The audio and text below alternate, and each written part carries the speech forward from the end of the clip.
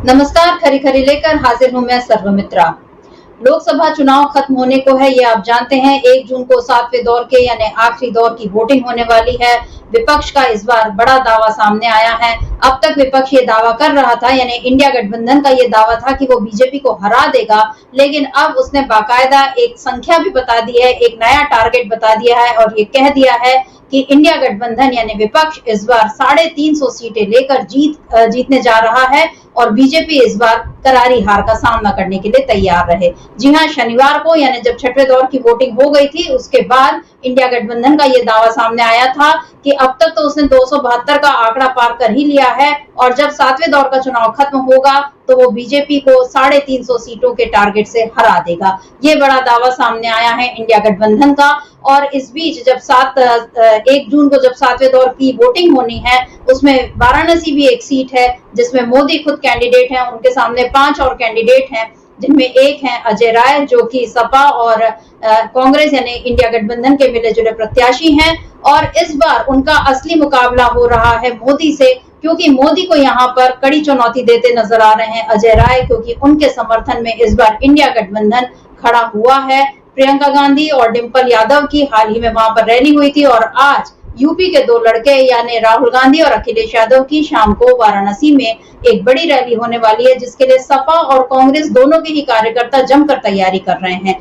और विपक्ष की इन तैयारियों को देखकर ही इस बार बीजेपी के होश उड़े हुए हैं। आप जानते हैं कि चाहे कलकत्ता हो, चाहे यानी पश्चिम बंगाल हो, चाहे झारखंड हो, चाहे यूपी हो, चाहे बिहार हो, हर जगह इस बार इंडिया गठबंधन जो है वो बीजेपी पर भारी पड़ता हुआ दिखाई दे रहा है। पश्चिम बंगाल में बेशक ममता बनर्जी अलग लड़ रही हैं कांग्रेस से, उनका वहां पर सीटों का तालमेल नहीं हुआ है, लेकिन उन्होंने ये अपने इरादे पहले जतला दिए थे कि वो 1 जून के बाद वो साथ आ सकती हैं इंडिया गठबंधन के। वहीं बिहार और यूपी, जहां से इस बार बीजेपी को उम्मीदें थी कि वो बड़ी सीटें ले जाएगी और उसके बाद अपना 400 का टारगेट पूरा कर लेगी, लेकिन इन 2 राज्यों में बीजेपी को जमकर नुकसान हो रहा है, ये बात अब साफ नजर आने लगी है।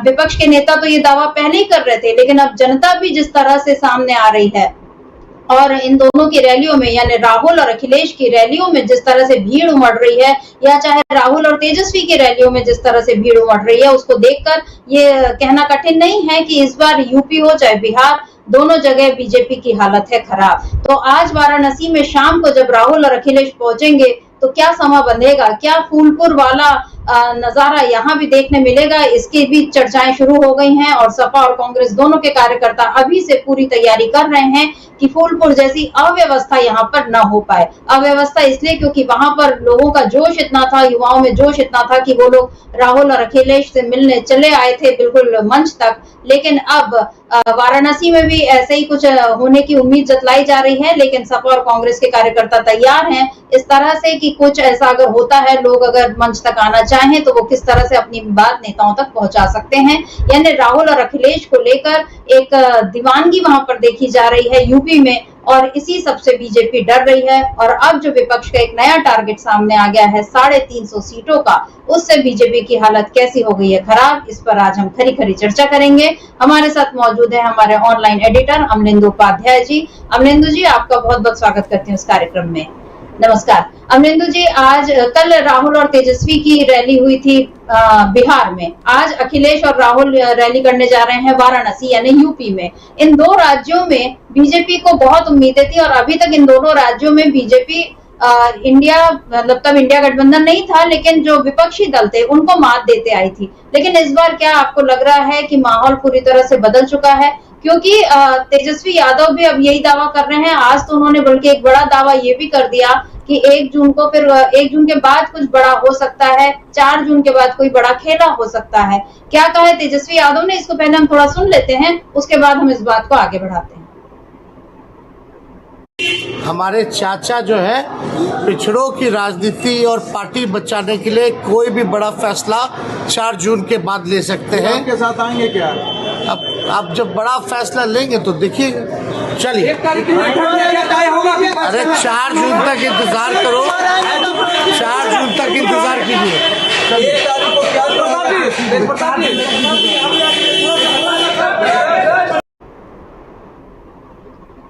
मीडिया के लोग जानने को बेताब हैं कि नीतीश कुमार का अगला कदम क्या हो सकता है, क्योंकि तेजस्वी यादव भी राजनीति के पक्के खिलाड़ी बन चुके हैं। नाम नहीं लिया, चचा बस कह दिया, और ये भी कह दिया कि कोई बड़ा फैसला ले सकते हैं पिछड़ों को साथ देने के लिए, मतलब उनकी पार्टी को बचाने के लिए।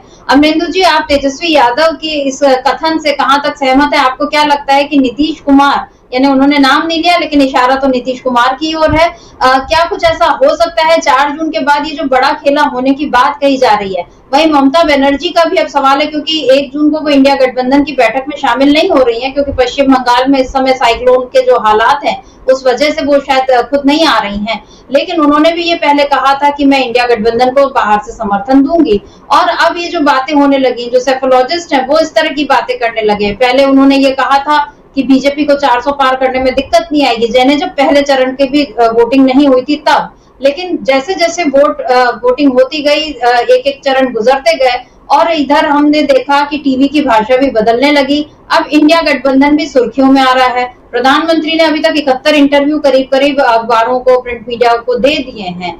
लेकिन इस बीच हम ये देख रहे हैं कि अब विपक्ष के नेताओं के इंटरव्यू भी खूब चल रहे हैं, और वो प्राइम टाइम में भी आ रहे हैं, वो अखबारों की सुर्खियां भी बन रहे हैं। अभी प्रियंका गांधी का एक इंटरव्यू एक अखबार में आया जिसमें उन्होंने ये कहा कि मोदी के खिलाफ अंडर करंट है।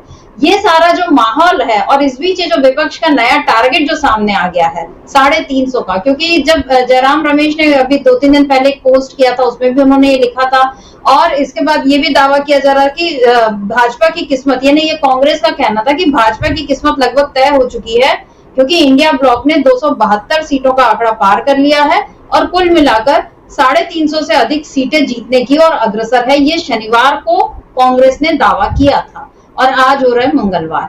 अब आपको क्या लगता है कि अब 1 जून में बहुत दिन तो नहीं रह गए हैं, क्या होने वाला है? और ये जो तेजस्वी यादव का बयान है, ममता बनर्जी का ये जो कदम है, क्या लगता है आपको क्या हो सकता है 1 जून के बाद?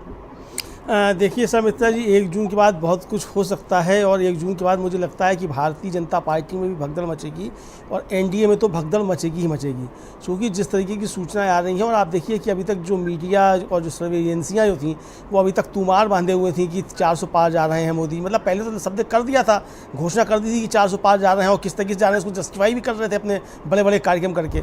लेकिन अब 7वें चरण से पहले ही और 6ठा चरण समाप्त होते ही अब सबने एकदम से पलटी मारना शुरू कर दिया है। अब ये बताया जाने लगा है कि कहाँ के किन मुद्दों की कमी रह गई, कहाँ कौन सी वेव नहीं चली, कहाँ मोदी जी जो फेल होते चले गए, और कहाँ इंडिया गठबंधन आगे बढ़ता गया, इंडिया गठबंधन ने कौन से मुद्दे लिए। फिर अरविंद केजरीवाल आ गए तो अरविंद केजरीवाल ने क्या मुद्दे उठा दिए जिसकी वजह से भाजपा को नुकसान हो गया। अब इस तरीके के तर्क देना शुरू हो गए।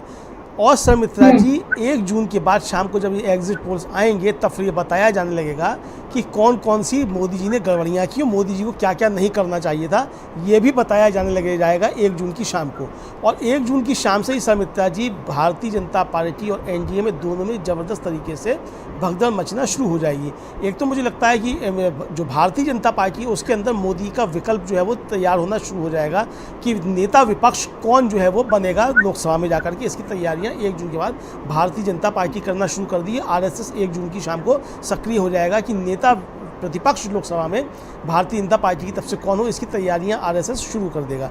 यानी अमित शाह नेता प्रतिपक्ष भी नहीं बनेंगे, इस बात की तैयारी आरएसएस शुरू कर देगा 1 जून की शाम को। चूँकि जिस तरीके की सूचनाएं आ रही हैं और ये जो खबरें हैं उन खबरों के मुताबिक आरएसएस ने अपना कोई जो है वो सर्वे कराया, और सर्वे में ये आया कि भारतीय जनता पार्टी 200 के नीचे जा रही है। ये उनका आरएसएस का अपना सर्वे है, और थोड़ा समय पहले हुआ था। अब जो सर्वे आएंगे सविता जी वो निश्चित तौर पर ये बताएंगे कि किस तरीके से भारतीय जनता पार्टी 150 के नीचे जा रही है, 100 के आसपास सिमट रही है। इस तरीके की चीज़ें आना शुरू हो जाएंगी। तो इसके बाद ये होगा। अब जो ये तेजस्वी यादव ने जो नया शोषा छोड़ा है, मुझे लगता है कि ये शोषा नहीं है, बल्कि शायद इनकी कोई डील हो सकता है। इस डील के तहत ही नीतीश कुमार जो है वो भारतीय जनता पार्टी के साथ गए हों कि पहले उस तरफ जा करके कुछ सीटों का जुगाड़ करके ले आओ और फिर इधर जो है लौट के आ जाओ। चूँकि बाबा जो तेजस्वी कह रहे हैं कि चाचा हमारे कुछ करेंगे, और ये आप देखिए कि अभी 2 दिन पहले की जो हम लोगों ने वीडियो दिखाया भी था, नीतीश कुमार किस तरह से कह रहे हैं कि नरेंद्र मोदी मुख्यमंत्री बन जाएं।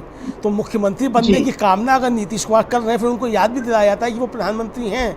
तो वो मुख्यमंत्री प्रधानमंत्री बनना है, तो वो कहते हैं हाँ प्रधानमंत्री तो हैं वो, लेकिन मुख्यमंत्री बन जाए, यानी कि वो इस पर आमादा है नीतीश कुमार कि मोदी जी को मुख्यमंत्री बनाना है, यानी प्रधानमंत्री नहीं बनाना है, उनको वापस गुजरात भेजना है। तो इसकी तैयारी नीतीश कुमार कर चुके हैं। तो सौमित्रा जी, हो सकता है कि नीतीश कुमार जो हैं वो एनडीए में इंडिया गठबंधन के स्लीपर सेल बन करके गए हों, इस तरह की चीज़ें भी हो सकती हैं। अब है कि नहीं हम नहीं जानते, तो इंडिया गठबंधन वाले लोग जाने और ये नीतीश कुमार जाने कि वो क्या एनडीए में इंडिया के स्लीपर सेल है, वहाँ से कुछ और लोगों को लेकर के भी इधर इस तरफ आएंगे। तो मुझे लगता है ये बहुत सारी चीज़ें बदलेंगी 1 जून की शाम को ही, और 4 जून को तो ज़बरदस्त तरीके से बदलाव निश्चित तौर पर सविता जी देश देखने जा रहा है। इंडिया गठबंधन ने जो अपना 350 सीटों का टारगेट रखा है, मुझे लगता है ये टारगेट कहीं से भी अतिशयोक्तिपूर्ण नहीं है। जिस तरीके से नरेंद्र मोदी 400 पार की बातें कर रहे थे, जो पहले दौर में ही लग रहा था ये अतिशयोक्तिपूर्ण बातें कर रहे हैं। अरे भाई, आप 428 सीटों पर तो आप कुल लड़ रहे हैं कुल मिला करके, और आप कह रहे हैं 400 पार जाएंगे, तो कहाँ से जाएंगे आप 400 पार? आप लड़ ही इतनी सीटों पर रहे हैं, तो जाहिर सी बात है कि भारतीय जनता पार्टी को बहुत ज़्यादा नुकसान होने जा रहा है। इस बात को भारतीय जनता पार्टी भी समझ चुकी है, आरएसएस समझ चुका है, नरेंद्र मोदी खुद समझ चुके हैं। और ये जिस तरीके से आरएसएस और नरेंद्र मोदी की पार्टी जो है उसके बीच में तनाव की खबरें आ रही हैं, उससे भी साफ तौर पर समिता जी समझा जा सकता है कि मामला बहुत ज़्यादा गड़बड़ है, और नरेंद्र मोदी ने अब तैयारी कर ली है कि उनको वापस गुजरात जाना है, ऐसा समझा जा सकता है। बाकी जो होगा 4 जून को और स्पष्ट हो जाएगा समिता जी। बिल्कुल, 4 जून को जो नतीजे आएंगे उससे पता चल जाएगा कि कौन इस बार जीत रहा है, कौन हार रहा है। और चुनाव है, इसमें जीत हार होती ही है, एक पक्ष को जीतना होता है, दूसरे को हारना होता है। इसे इतनी बड़ी प्रतिष्ठा का सवाल भी नहीं बनाया जाना चाहिए, लेकिन जिस तरह से मोदी ने इसको बना लिया है, क्योंकि उन्होंने इसकी घोषणा पहले ही कर दी थी कि तीसरी बार भी मैं ही आऊंगा, मैं ही लाल किले से झंडा फहराऊंगा, और उसके बाद हर चीज में जिस तरह से मोदी मोदी होने लगा था, तो मेरा ख्याल है कि यहीं से बीजेपी को बड़ा नुकसान होना शुरू हो गया था। क्योंकि बीजेपी में भी कुछ लोग तो हैं, और बीजेपी के सपोर्टर्स भी बहुत से ऐसे हैं जो लोकतांत्रिक मिजाज वाले हैं, लेकिन मोदी का मिजाज बिल्कुल वैसा नहीं है। और इसीलिए इस तरह का माहौल उन्होंने बनाया कि अगर मैं हार गया तो जैसे कोई बहुत बड़ी गड़बड़ हो जाएगी, और इसी वजह से सारा खेल किया जा रहा है। क्योंकि हमने पिछले 10 सालों में कई बार देखा कि मोदी को हार बर्दाश्त नहीं होती, वो अगर कहीं हारते भी रहते हैं या हार चुके होते हैं, तो किसी भी तरह बीजेपी गलत तरीकों से सत्ता हथिया लेती है, और इस सब का गलत असर लोकतंत्र पर तो पड़ा ही, खुद बीजेपी पर भी इसका गलत असर पड़ा, क्योंकि बहुत से लोग इससे नाखुश हैं, और अब ये नाखुशी कहीं ना कहीं जाहिर हो ही रही है। और हो सकता है नीतीश कुमार इस तरह से काम कर रहे हो, तो इसमें भी कोई आश्चर्य नहीं, राजनीति है, इस तरह के खेल होते रहते हैं। क्योंकि कांग्रेस में भी इस तरह के लोग भरे पड़े थे, जिन्होंने बिल्कुल चुनाव के एन पहले कांग्रेस को छोड़कर जो लोग बीजेपी में चले गए, और उसके बाद वो वहां जाकर उनको अपशब्द कह रहे हैं या उनको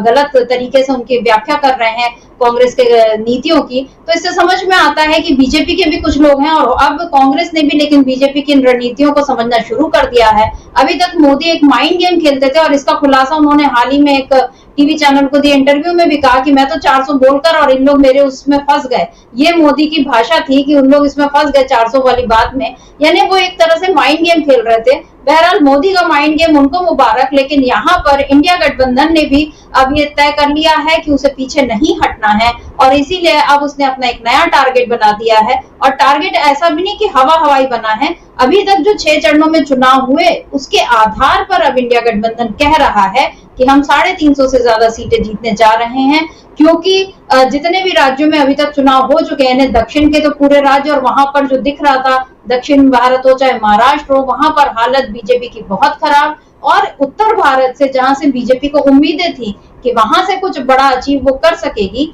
यहाँ भी अब उसकी हालत खराब है। आलम यह है कि वाराणसी तक में मोदी को अब इस बार कड़ी टक्कर मिल रही है। उनके सामने 5 ही लोग खड़े हैं, बहुत से प्रत्याशियों का मतलब जितने लोग आ रहे थे, बहुत से लोग चुनाव लड़ना चाह रहे थे, उनको हटा दिया गया, बैठा दिया गया, किसी के फॉर्म निरस्त हो गए, कोई फॉर्म भर ही नहीं पाया। और अब जो लोग बचे हैं वहां पर ये देखा जा रहा है कि जो 5 में से मतलब एक तो अजय राय ही हैं जो इंडिया गठबंधन के प्रत्याशी हैं, एक बसपा के प्रत्याशी और एक पल्लवी पटेल, ये 3 लोग हैं, और 2 जो है निर्दलीय, जिनमें एक दिल्ली के बताए जा रहे हैं और एक जो है वो हैदराबाद से आए हुए हैं। और चूंकि वाराणसी में भी दक्षिण के लोग हैं, तो वहां पर दक्षिण भारत के वोटों को इस तरह से बांटने की कोशिश बीजेपी कर रही है। शतरंज की चाल जैसे पूरे गोटे बिछाए जा रहे हैं, प्यादों को आगे किया जा रहा है, बिसात पूरी उसी तरह से बिछाई गई है। लेकिन अमलिंदु जी, राहुल गांधी भी शतरंज के बड़े खिलाड़ी हैं, ये इस बात का उन्होंने खुलासा किया था और शतरंज उनका प्रिय गेम है और वो भी ये बताते हैं कि किस तरह से पूरे बोर्ड को एक साथ देखना चाहिए और कैसे अपनी चालें चलनी चाहिए। आपको क्या लगता है, राहुल गांधी इस समय जो संविधान की किताब हाथ में लेकर चलते हैं, जिस तरह से उन्होंने पिछड़ों दलितों का मुद्दा उठाया, अल्पसंख्यकों को साथ लिया, उधर अखिलेश यादव पीडीए की बात करते हैं, वहीं तेजस्वी यादव भी पिछड़ों की, दलितों की, अति पिछड़ों की बात करते हैं। यानी इन सब की भाषा, जुबान, इन सब का जो सोच है, विचारधारा अब लगभग एक जैसी हो रही है। इसमें क्या बीजेपी इनका मुकाबला कर पाएगी? क्योंकि चाहे वो कितने काउंटर रणनीतियां बना ले, लेकिन वाराणसी में प्रियंका गांधी और डिंपल यादव की जो रैली थी उसमें जो हुजूम उमड़ा था, और आज कम से कम 1 लाख तो कार्यकर्ता ही पहुंचने की उम्मीद जताई जा रही है। उसके अलावा कितने लोग पहुंचेंगे इसका अनुमान अभी तो बताया भी नहीं जा सकता, क्योंकि वो तो शाम को जब रैली होगी तब पता चलेगा। लेकिन राहुल और अखिलेश के लिए जो माहौल इस समय वाराणसी में बन गया है, आपको क्या लगता है, मोदी को इसका नुकसान होगा? निश्चित तौर पर समिता जी, मोदी को इसका ज़बरदस्त तरीके से नुकसान होगा और बनारस पर भी इसका असर पड़ेगा, निश्चित तौर पर पड़ेगा। क्योंकि जिस तरीके से पूरे पूर्वांचल में और बिहार में और उत्तर प्रदेश में जो माहौल बना है समिता जी, वो ज़बरदस्त एंटी मोदी वेव जो है वो चल रही है। ये एंटी बीजेपी भी आप इसको नहीं कह सकते, ये एंटी मोदी वेव जो है ये चल रही है। मतलब लोगों के मन में गुस्सा है कि मोदी को सबक सिखाना है, क्योंकि गारंटियाँ सारी मोदी ने दी थी, मोदी से ही सारे सवाल किए जा रहे हैं। और इसीलिए समिता जी, भारतीय जनता पार्टी के लोग भी जो है वो मोदी के बचाव में इस तरीके से सामने नहीं आ रहे हैं। और इसमें आग में घी डालने का काम जो है वो अरविंद केजरीवाल ने बाहर आते ही किया, जब उन्होंने कह दिया कि नरेंद्र मोदी अपने लिए नहीं बल्कि अमित शाह के लिए वोट मांग रहे हैं। तो इसने ज़बरदस्त तरीके से आग में घी डालने का काम किया है। और इस बात को समिता जी, एक सर्वे एजेंसी जो है उसके मालिक जो है वो कहते हुए सुने जा रहे हैं कि अरविंद केजरीवाल ने भारतीय जनता पार्टी का इस तरीके से आकर के बहुत ज़बरदस्त नुकसान कर दिया। और लोगों के मन में ये बात चली गई कि नरेंद्र मोदी जो है अमित शाह के लिए वोट मांग रहे हैं, और अमित शाह की जो है वो एक तरीके से कहा जाए लोकप्रियता नहीं है, बल्कि उनके खिलाफ माहौल बहुत ज़्यादा है। चूँकि समिता जी, समझाया जाता है कि मोदी का सारा काम धाम जो है वो अमित शाह ही संभालते हैं और सारे ऑपरेशंस जो करते हैं वो अमित शाह करते हैं। भारतीय जनता पार्टी के अंदर भी अमित शाह को लेकर के बहुत ज़्यादा नाराज़गियाँ हैं। अब खबरें तो ये भी चलती हैं कि उत्तर प्रदेश के मुख्यमंत्री योगी आदित्यनाथ से जो है वो अमित शाह का 36 का आंकड़ा है, उनको लगातार वो परेशान करने की कोशिशें करते हैं। और योगी आदित्यनाथ ने भी, अभी खबरें पता नहीं कितना सही है गलत हम नहीं कह सकते, कि योगी आदित्यनाथ ने भी इस समय जो है वो भारतीय जनता पार्टी का कायदे से काम लगा दिया है, ताकि अमित शाह जो है वो कोई सपने देखने ही ना पाए।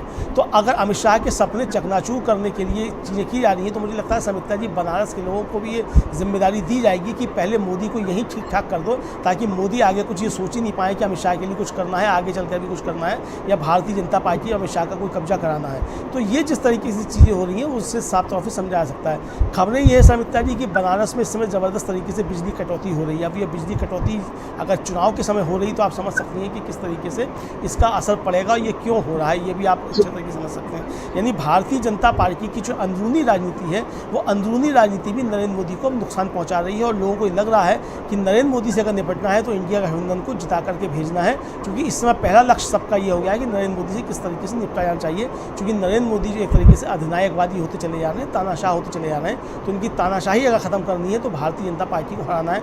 ये भाजपा का कार्यकर्ता जो वो भी इस बात को महसूस कर रहा है कि नरेंद्र मोदी अगर भारतीय जनता पार्टी पर इस तरीके से कब्जा कर रहे हैं, तो नरेंद्र मोदी से भारतीय जनता पार्टी को मुक्त कराना पहला कार्यभार भाजपा के कार्यकर्ताओं का भी होना चाहिए। ये बातें अब उठना शुरू हो गई। तो इसको देखते हुए समिति जी, साफ तौर पर समझा जा सकता है कि इंडिया गठबंधन ने जो अपना टारगेट रखा है 350 सीटों का, ये टारगेट निश्चित तौर पर पूरा होता हुआ दिखाई पड़ रहा है। जिस तरीके की 6 चरणों के बाद सूचनाएं आई हैं और 7वें चरण में जो परिस्थितियां बन रही हैं, मैं अभी देख रहा था कि कल्पना मुर्मू सोरेन जो है वो दावा कर रही है कि झारखंड की 14 की 14 सीटें जो है वो इंडिया गठबंधन जीतने जा रहा है। महाराष्ट्र का एक खबर आई है कि कल जो एनसीपी है अजीत पवार वाली, उसकी बैठक हुई है, उसमें अजीत पवार ने कहा है कि हमको ना हमारा वोट मिला और ना हमको भाजपा का वोट मिला।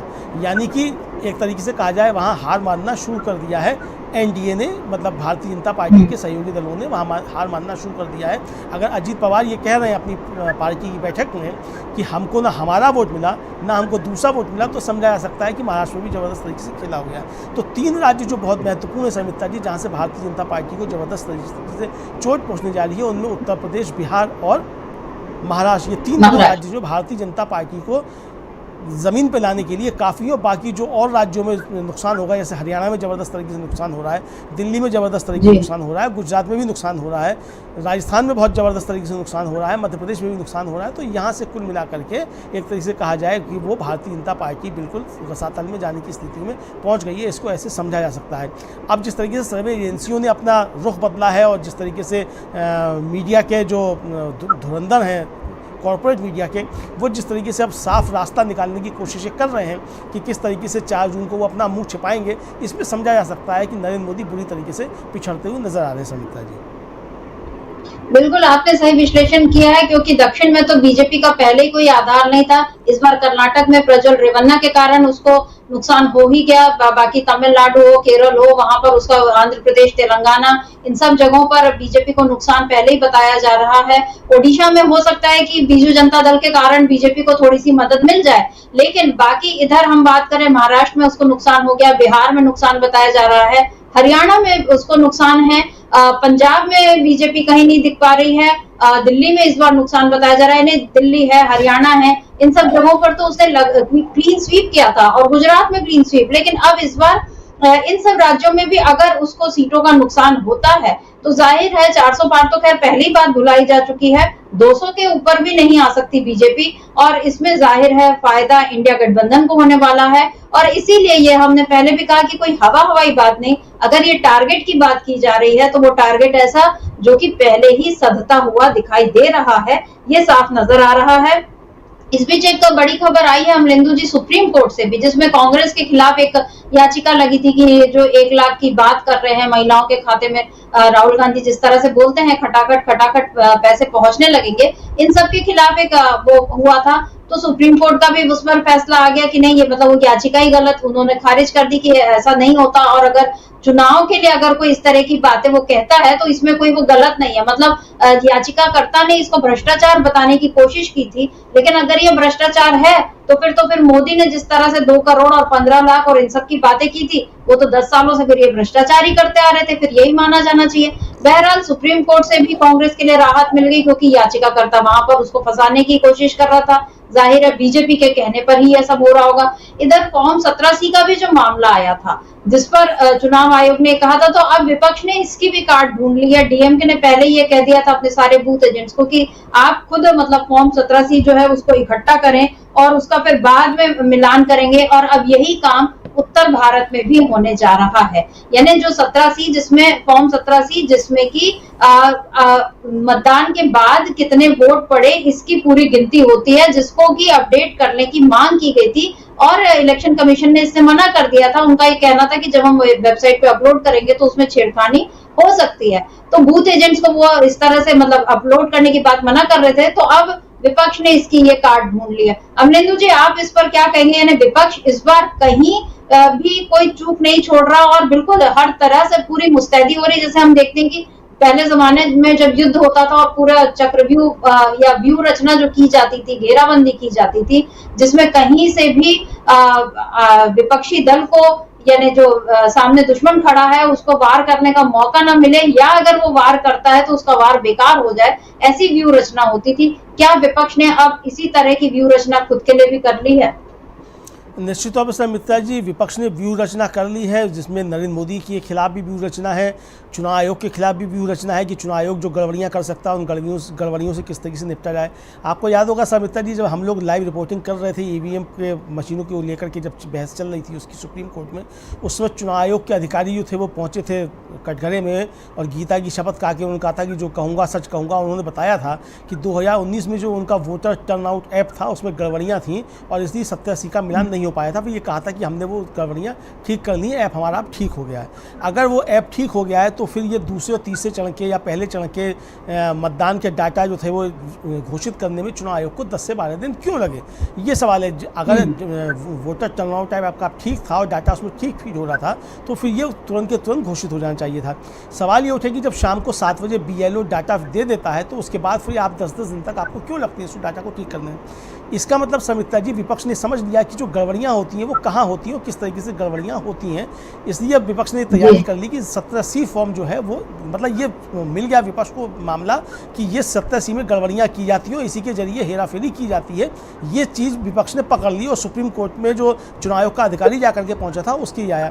2019 के लोकसभा चुनाव में भी समिता जी ये आरोप लगे थे कि 370 से ज़्यादा सीटें ऐसी थीं जहां पर जितने वोट पड़े और जितनी काउंटिंग हुई उसके बीच में बेमेल था, उसमें काफ़ी ज़्यादा अंतर था। हालांकि चुनाव आयोग ने अपनी तरफ से सफाई दी कि उसमें अंतर नहीं था, वो ठीक ठाक था। अब चुनाव की सफाई अपनी तरफ है लेकिन आरोप अपनी तरफ है, वो आरोप थे। इसका मतलब समिता जी जो चुनाव आयोग के अधिकारी ने सुप्रीम कोर्ट में जाकर के बात कही और जिस तरीके से 17C को लेकर के वोटर टर्नआउट ऐप में डिफरेंसेस आए, उसको लेकर के चुनाव आयोग ने जिस तरीके से डाटा जारी करने में देर की और जब डाटा जारी किया तो 1 करोड़ से ज़्यादा वोट बढ़ गए। इसको लेकर के विपक्ष अब तैयार है। उसने 17C फॉर्म को जो था वो अपने जो उनके बूथ एजेंट्स होते हैं उनके ज़रिए इकट्ठा करवाना शुरू किया, वो सारी उन्होंने तैयारी कर ली है। अगर काउंटिंग में जाकर के फॉर्म 17C के मिलान में और जो गिनती होती है उसमें कोई अंतर आता है तो फिर ये एक तरीके से वहाँ जो कहा जाए कि वो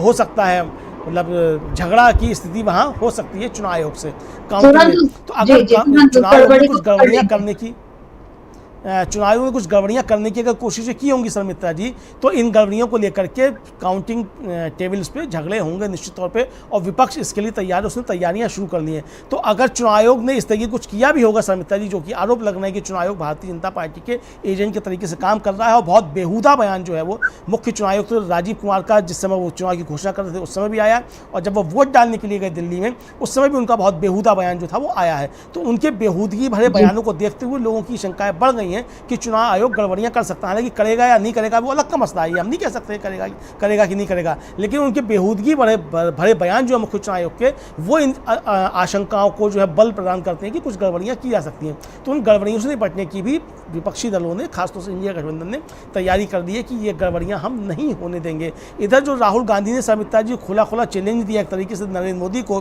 कि 4 जून के बाद ईडी जो है वो आकर के जब मोदी से पूछताछ करेगी तो इसके जरिए ये संदेश भी दे दिया गया है कि जो नरेंद्र मोदी के गलत कामों में जो भी सहयोग कर रहा होगा वो चाहे ईडी हो चाहे चुनाव आयोग हो या कोई भी हो, मतलब जो भी कर रहा होगा उसके लिए भी जांच तैयार बैठी है, ये संकेत दे दिया गया है।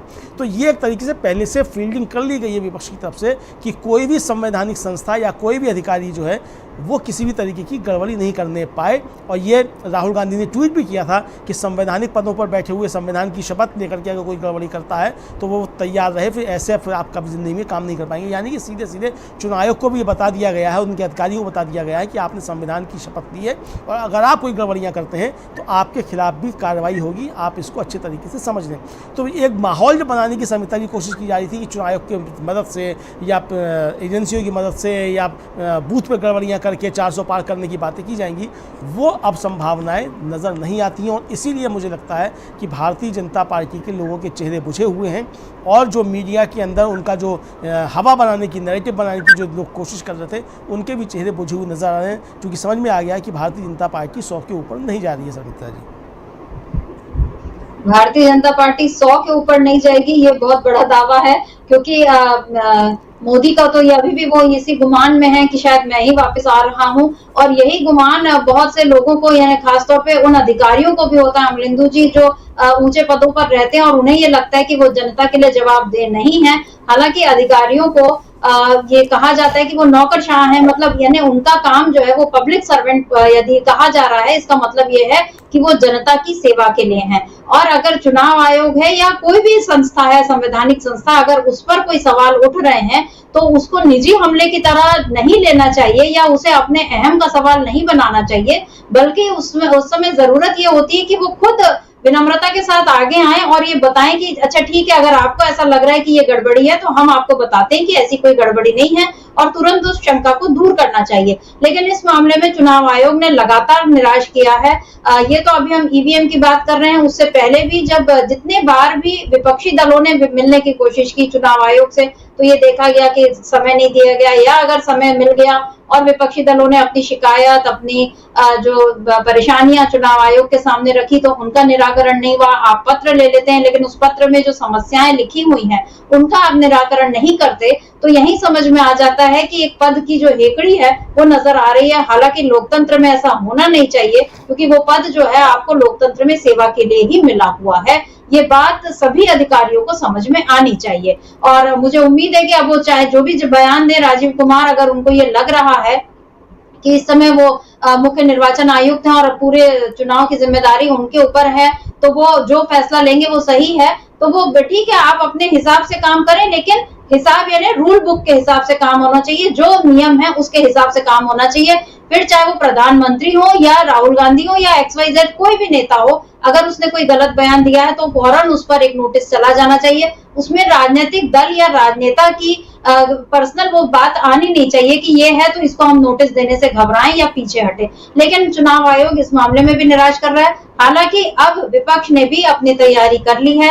इधर सुप्रीम कोर्ट का ये जो फैसला आ गया है कि चुनाव में आर्थिक मदद का जो वादा है वो भ्रष्टाचार की श्रेणी में नहीं आता, ये बहुत बड़ी बात है, क्योंकि यहाँ भी इंडिया गठबंधन या उसके जो तमाम दल जिस तरह से उन्होंने वादे किए कि भाई ये तो जनता का हक है, क्योंकि जनता तो तभी अपना चुनाव उसी तरह से करेगी किसी का कि आप हमको जीतने के बाद आप हमारे लिए क्या करेंगे, और अगर उसमें वो आर्थिक वादे हो रहे हैं तो इसको भ्रष्टाचार किस तरह से ठहराया जा सकता है। इस मामले में तो सुप्रीम कोर्ट ने बिल्कुल सही फैसला लिया और इधर विपक्ष ने भी एक सही फैसला ये कर लिया कि उसने फॉर्म 17C को जो इकट्ठे कर लें और मतगणना के दिन उसका मिलान करने का जो जिम्मा खुद उठा लिया है, ये एक बहुत बड़ी पहल है, क्योंकि इसमें गड़बड़ी की गुंजाइश एकदम कम हो जाएगी। वैसे भी अमरेंदु जी हम देख रहे हैं अभी जौनपुर में एक जगह EVM जो पकड़ाई, तब उसके वहां के जो SDM है वो अपना बचाव करते नजर आए, मतलब उनसे जवाब देते नहीं बन रहा था कि ऐसा कैसे हो गया। और हमने ये देखा है, चाहे यूपी चुनाव है चाहे असम चुनाव है, बहुत बार ऐसा हुआ कि गाड़ियां मतलब निजी गाड़ियों में EVM पकड़ाई। हालांकि इस बार 6 चरणों तक अभी बहुत कुछ ऐसी खबरें नहीं आई हैं, मतलब कुछ जगहों पर EVM में सुस्ती दिख रही है या गड़बड़ी हो रही है, लेकिन ये खबरें नहीं आ रही कि कहीं पे EVM पकड़ाई है या कुछ हुई है। आपको क्या लगता है, क्या इस बार विपक्ष की जो सतर्कता है वो भी बीजेपी पर भारी पड़ रही है और इसी वजह से विपक्ष अब ये टारगेट भी बता पा रहा है कि वो 350 लेकर चल रहा है और वो इतना जीत जाएगा? क्या विपक्ष की सतर्कता बीजेपी पर भारी पड़ गई है? अमरेंदु जी। ऐसा मतलब जी निश्चित तौर पे विपक्ष की सतर्कता जो है वो भारतीय जनता पार्टी पे भारी पड़ रही है। और जो देखिए इसमें 2-3 कारण हुए कि ये भारी क्यों पड़ी। एक तो जिस तरीके से प्रधानमंत्री ने 400 पार का नारा दिया तो लोगों की समझ में आ गया भाई 400 सीटों पे आप लड़ नहीं रहे तो 400 पार की आप बातें किस तरीके से कर रहे हैं, इसका मतलब आप मशीनों के जरिए कोई खेल करना चाहेंगे। ये आरोप पहले से लगते रहे कि मशीनों के जरिए खेल होता है। 2019 का मैंडेट भी था, वो मशीनों का मैंडेट था, जनता का मैंडेट नहीं था, इस तरीके के आरोप थे। अब उन आरोपों में कितनी सच्चाई है कितनी नहीं हम नहीं कह सकते, कितनी सच्चाई है कितनी नहीं, लेकिन आरोप थे। विपक्ष की तरफ से आरोप भी थे, स्वतंत्र लोगों की तरफ से भी आरोप थे। तो ये लोगों की समझ में आ गया कि शायद कुछ ना कुछ गड़बड़ियाँ की जाएंगी। उसके बाद फिर सुप्रीम कोर्ट ने जिस तरीके से EVM पर याचिका सुनने को रजामंदी कर दी, उसके बाद ही शायद ये समझ में आ गया कि अब ये खेल ज़्यादा नहीं चल पाएगा। कोई खेल होता है, मुझको ऐसा लगता है कि कुछ ना कुछ खेल होता होगा जो खेल नहीं हो पाया। तो ये समझ में आ गया कि सुप्रीम कोर्ट में बात चली गई है और सुप्रीम कोर्ट ने कुछ उल्टा सीधा आदेश दे दिया तो उसमें दिक्कतें हो सकती हैं। हालांकि सुप्रीम कोर्ट ने बहुत बचते बचाते हुए आदेश दिया, चूँकि चुनावी प्रक्रिया शुरू हो गई थी और हालांकि ये याचिका काफ़ी पहले से पड़ी हुई थी। अगर 6 महीने पहले सुप्रीम कोर्ट सुन लेता तो इसमें बहुत सी चीज़ें होती हैं। हालांकि वो बात की चीज़ें हैं कि क्या होता क्या नहीं होता, लेकिन फिर भी जो सुप्रीम कोर्ट ने आदेश दिया याचिका सुनने के बाद, उसमें एक रास्ता ये खोल दिया कि 5% VVPAT मशीनों की जांच करवाई जा सकती है।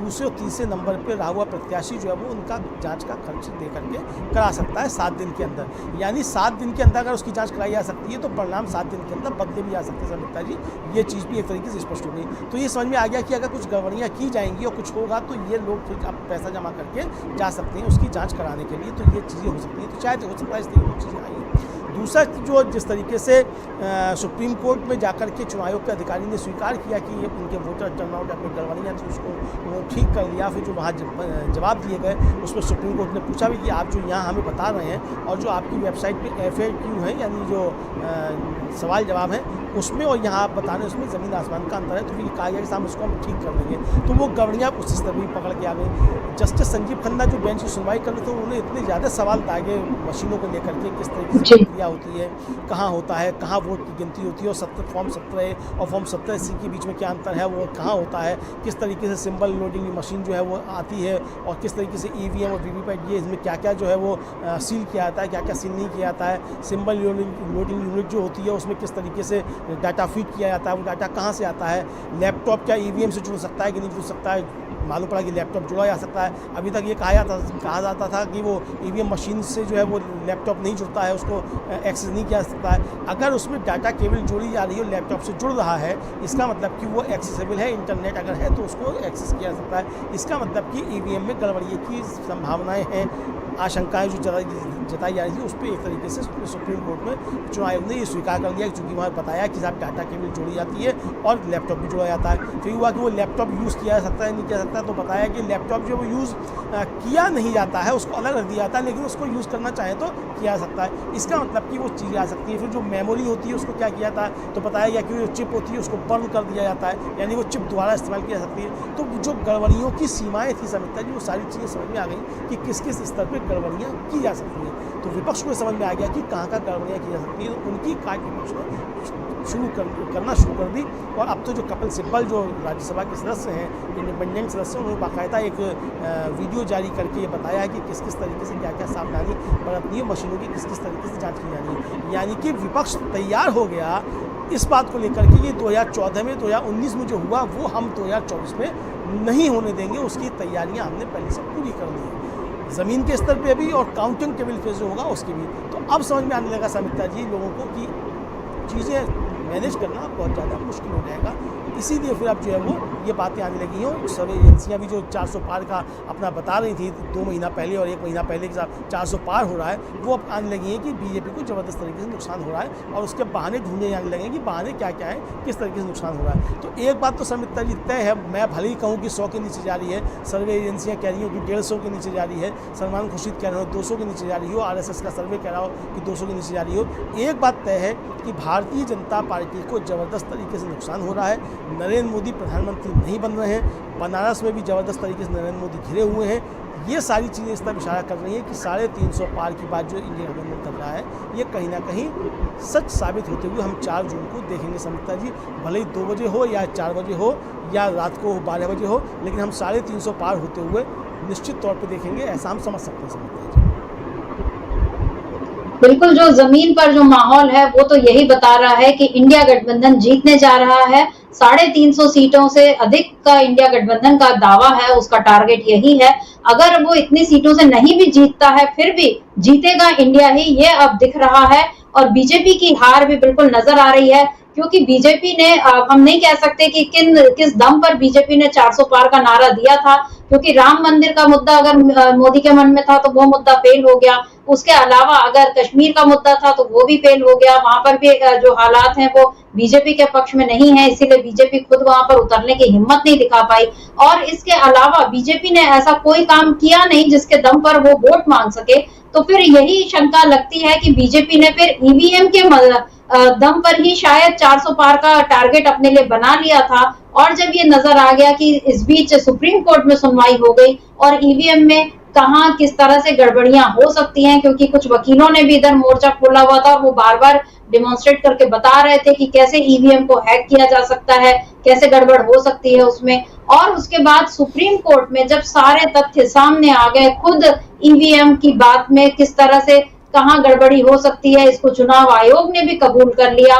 तो उसके बाद तो फिर कोई प्रश्न ही नहीं बचता था कि बीजेपी फिर ईवीएम के सहारे जीत का दावा करे। इसीलिए पहले चरण से लेकर 6वें चरण तक आते आते बीजेपी के 400 पार की आवाज धीमी धीमी होते होते गायब ही हो गई। और अब आलम यह है कि बीजेपी हार गई, तो क्यों हार गई, इसके बहाने तलाशे जा रहे हैं। बहुत कुछ इस समय हो रहा है और इस बीच विपक्ष का ये जो नया टारगेट सामने आया है, अब चर्चा के केंद्र में वही है कि क्या विपक्ष 350 से ज्यादा सीटों से जीत दर्ज करने जा रहा है और क्या बीजेपी इस बार बहुत बुरी तरह हार का स्वाद चखने वाली है। ये बातें अब होने लगी है।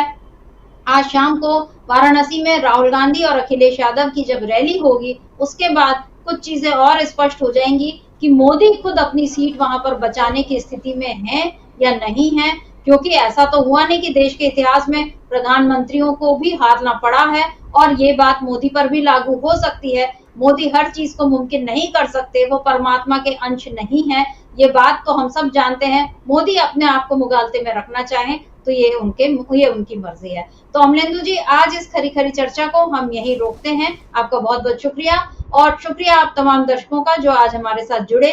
शाम को राहुल और अखिलेश की रैली में क्या होता है इस पर फिर से चर्चा करेंगे और इस बीच डीवी लाइव के बाकी प्रोग्राम्स भी आपके सामने आते हैं, आप उन्हें देखते रहिए और कमेंट बॉक्स में अपनी राय लिखते रहिए। जुड़े रहिए डीवी लाइव के साथ, देखते रहिए डीवी लाइव। नमस्कार।